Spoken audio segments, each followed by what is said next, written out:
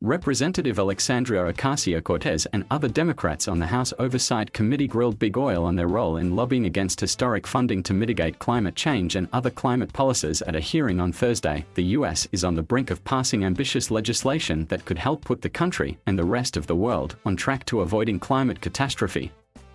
But the bill's passage is no certain thing, and the fossil fuel industry has been among the groups aggressively opposing some of the most ambitious climate policy proposals. It's not lost on me that we are having a hearing today surrounding fossil fuel misinformation and disinformation campaigns on the same day that we are scheduled to vote on legislation that has been deeply influenced by the lobbying efforts of the fossil fuel industry, said Ocasio-Cortez, a Democrat. It's a wonderful opportunity for us to be speaking with the CEOs of BP, Chevron, Exxon, Shell, and the American Petroleum Institute.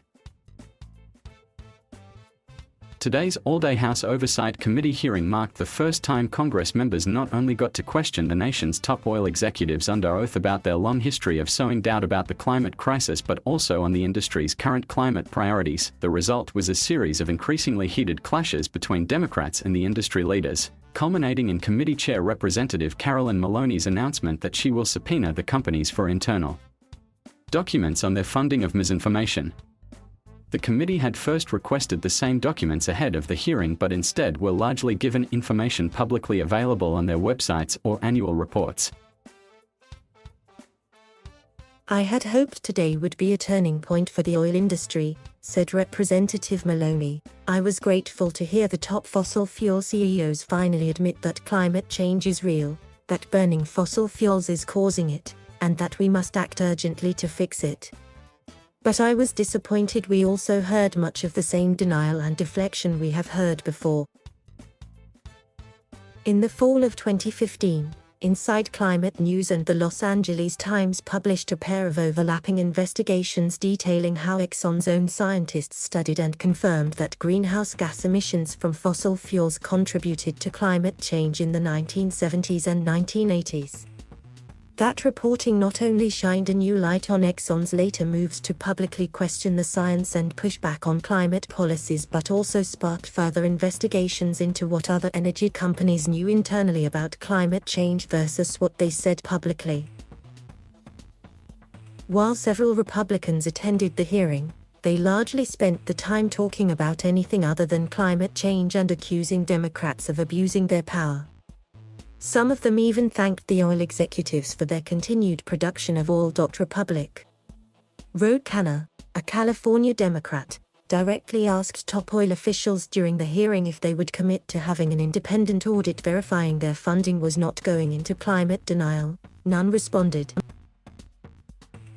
When it was her turn to speak, Ocasio-Cortez brought up how Mike Sommers, president of the American Petroleum Institute, boasted on television about his oil trade group's efforts aggressively opposing President Joe Biden's Build Back Better package. Frankly, Mr. Sommers, I appreciate your candor because most lobbying organization heads aren't as forthright and transparent about their efforts to manipulate U.S. legislation, she said, before asking, so what does that all-out approach look like?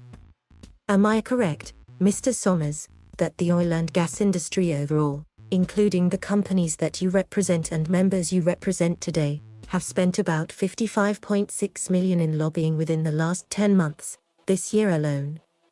That number sounds right to you, correct? Congresswoman, I don't have those numbers at my disposal, Sommers responded. Then Ocasio-Cortez turned her sights on Darren Woods, the chief executive officer of oil giant ExxonMobil. Are you aware of an individual named Keith McCoy? I am, Woods responded, adding, he was a senior advisor in our Washington office. Earlier this year, she explained, McCoy was recorded in a private session saying, I liken lobbying to fishing. You have to bait. You throw that bait out there just to reel members of Congress in because they are a captive audience. They know that they need you and I need them. He also alluded to having weekly calls with certain members of Congress as debates around reconciliation were being formed. Are you aware of these calls? Woods said he was not.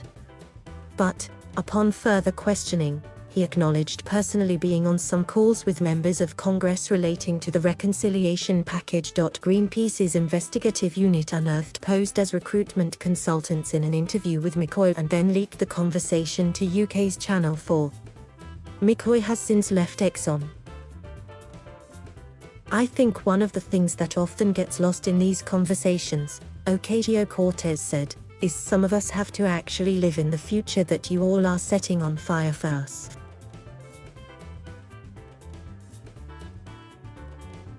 Thank you for watching. Please subscribe,